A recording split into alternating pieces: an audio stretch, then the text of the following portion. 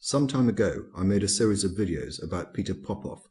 For those unfamiliar with Popoff, he is a charlatan, a fraud, and a conman who will willingly exploit the vulnerable, the mentally and physically ill, the poor and financially desperate, and anyone else susceptible enough to be taken in by his deceit. For those unfamiliar with Popoff, I've linked a number of videos about him in the description. In particular, I would recommend watching the video in which James Randi exposes Popoff as a fraud back in the 1980s, and also one concerning more recent investigations into Popoff by Inside Edition. I thought I'd check up and see how Popoff was doing. I began by looking at his website, and I was not surprised to see that he was still offering his miracle spring water. Let's face it, if it's not broken, don't fix it. Or, in Popoff's case, if a scam keeps working, why change it? His miracle spring water has earned him millions over the years, whilst it has also, of course, cost his victims an equivalent amount. Having ordered some spring water, I checked out his television schedule and found that he was broadcasting in the United Kingdom. Although the schedule is out of date, I did confirm that he does broadcast on a daily basis on the Sky Channel 590, also known as the Gospel Channel. I suffered as much of one of his programs as I could in order to check that he was still using the same style of cheap salesmanship to pimp and promote his scam. The Bible teaches debt cancellation. Well, you're going to hear these testimonies. Here we go. It was last June. You said the dates June 14th and 15th. And God bless me, he paid off the $13,000 debt. So a $13,000 debt was paid. Sure enough, he was still seeking to convince his victims of the efficacy of his spring water as a supposed miracle cure for a variety of medical conditions and also for debt.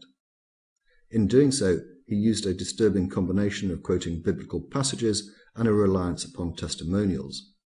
The significance of the fact that he is still doing the same thing is that it was exactly this that formed the basis of a complaint to Ofcom a few years ago. Ofcom is a regulatory body that oversees television broadcasts in the United Kingdom and, inter alia, seeks to protect the public from scams and sharp practices.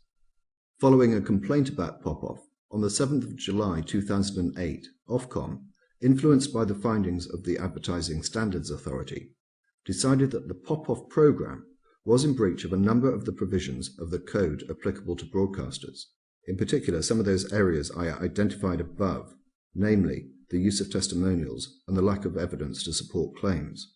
In its decision, Ofcom made some interesting findings. Broadcasters of religious programs must establish for themselves whether any claims as to benefits provided by products supplied by ministries providing programs to their services can be justified. Broadcasters should not rely, for example, on the evidence of testimonials within the programs alone, but should seek to obtain sufficient and independent verification. Later, broadcasters should also consider conducting appropriate research when approached by any ministry to broadcast their religious programs. They must satisfy themselves that the broadcast of this material would not result in a breach of the code. Ofcom expects broadcasters to be able to demonstrate that they took all reasonable steps to be able to demonstrate, as appropriate, that these programs did not, for example, exploit the susceptibilities of its potential audience or were platforms for the promotion of products or services. The Poppoff program that was the subject of this decision was aired on Passion TV. As will be seen from the decision, responsibility for programs falls on the broadcaster rather than the producer. After this decision by Ofcom, Passion TV stopped broadcasting programs produced by Poppoff. Given these findings, I was curious to know how Poppoff had returned to UK television via the Gospel Channel, so I filed a complaint to Ofcom in which I referred to their own earlier findings about Poppoff. I received a speedy reply. Thank you for registering the complaint below about the Gospel Channel. Although noting your concerns about this service, Ofcom is unable to help you. Whilst Gospel Channel is carried on Sky, they do not appear to be operating under an Ofcom license and are therefore not bound by our regulations. We understand that they are licensed from Iceland and consequently are regulated by the relevant authorities there.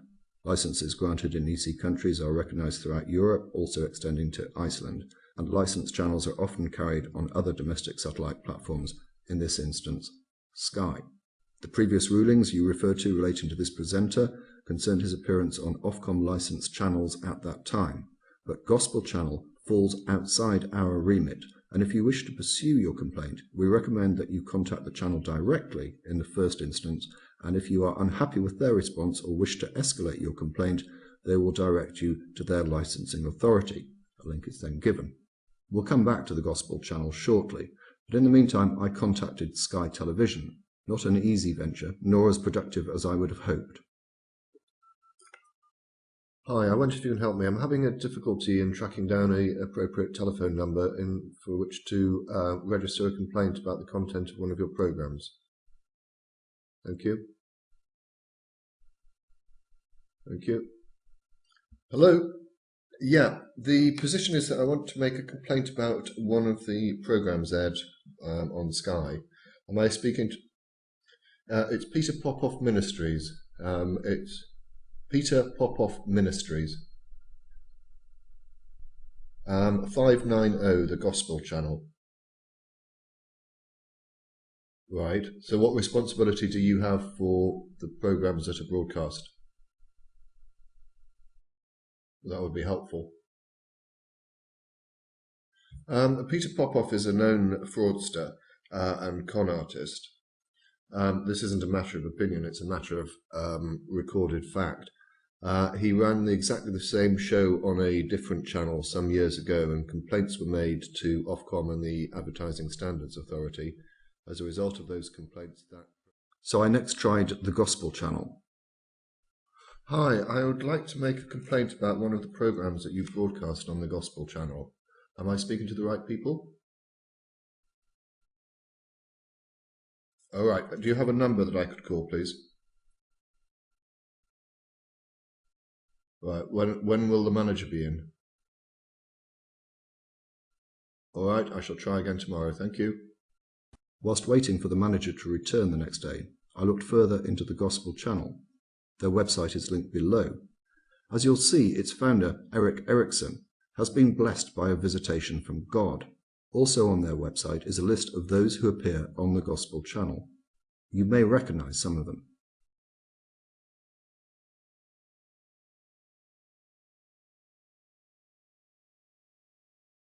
So 24 hours passed, during which time I registered a complaint with Gospel Channel through its website. I also contacted the ASA. Eventually, I got through to the Gospel Channel. This is a recording of part of the conversation I had. Hello? Hello, I'm calling from the Gospel Channel. I have a message to ring you. Oh, thank you very much for getting back to me. Yeah, it concerns a program that you broadcast, I think, on a daily basis. It's Peter Poppoff Ministries. Right, okay. Are you familiar with it? I am aware that we do program that one, yes. He pays for airtime. Right. Are you also aware that 2 years ago a complaint was made about him and his program to Ofcom and the Advertising Standards Authority, and as a result of that his program was removed from broadcast in the United Kingdom? No, but I do remember you telling me about this, and I have passed it on to our office in Iceland. Right, and has anything happened? I don't know. All the broadcasting is done from Iceland, and all the decisions are made in Iceland. We aren't kept in the loop there. Right. What contact details do you have for Iceland, please? Right, I can give you the email of the lady who does organise broadcasting. She's called Sigrun. Yeah, if I could have the email address, that would be great, thank you. Okay, well it's Sigrun, which is sigrun.ei@gmail.com. Okay, so she's the lady who deals with all the airtime. Right, when did you pass on my message to them? I couldn't tell you the exact date. Hang on, I'll have a look. Thank you. Okay, there were two. One was in July and one was October. Right. Passed on twice. And nothing's happened since July then? Like I said, I don't know if they're taking any action. Right. I can give you a phone number for their office as well if you'd like. Yes, please. Okay, it's +354 5800 703. Okay. Okay. Thank you. Alright. All right. Thanks very much for your help. No problem. Following that conversation, I tried calling Iceland twice. On both occasions, my call was unanswered. So I sent an email which reads as follows. Dear Sigrun, I note that you broadcast shows by Peter Popoff Ministries in the UK on Sky Channel 590. You may be aware that PPM was the subject of a complaint to Ofcom a few years ago. Ofcom determined that the content of the programme breached several sections of the Code for Broadcasters. A copy of their section can be found here. The PPM programme that you broadcast is effectively the same as that which was considered by Ofcom 2 years ago. Namely, it is hosted by Peter Poppoff, a known conman and charlatan. It offers the same product, miracle spring water. It uses testimonials to convince the audience of the efficacy of the product. It provides no evidence to support the claims made. I have the following questions for you. Could you please explain why you are broadcasting a programme which would not be allowed to be broadcast by Ofcom? Could you explain why you are broadcasting a programme produced by a known conman? Could you explain why you have done nothing about this matter, despite it being reported to you several months ago? Could you tell me what, if anything, you intend to do about this programme? If you intend to continue to allow this programme to be broadcast, could you please justify your position? If you require any further information, please do not hesitate to contact me, yours, etc. Obviously, I will let you know if and when I get a response to that email. In the event that you may wish to contact the Gospel Channel, I've given their contact details in the description. Whilst waiting for a response, I'll be making further contact with the Advertising Standards Authority and also contacting the government minister responsible for broadcasting. I'll let you know what happens. Thank you very much for watching.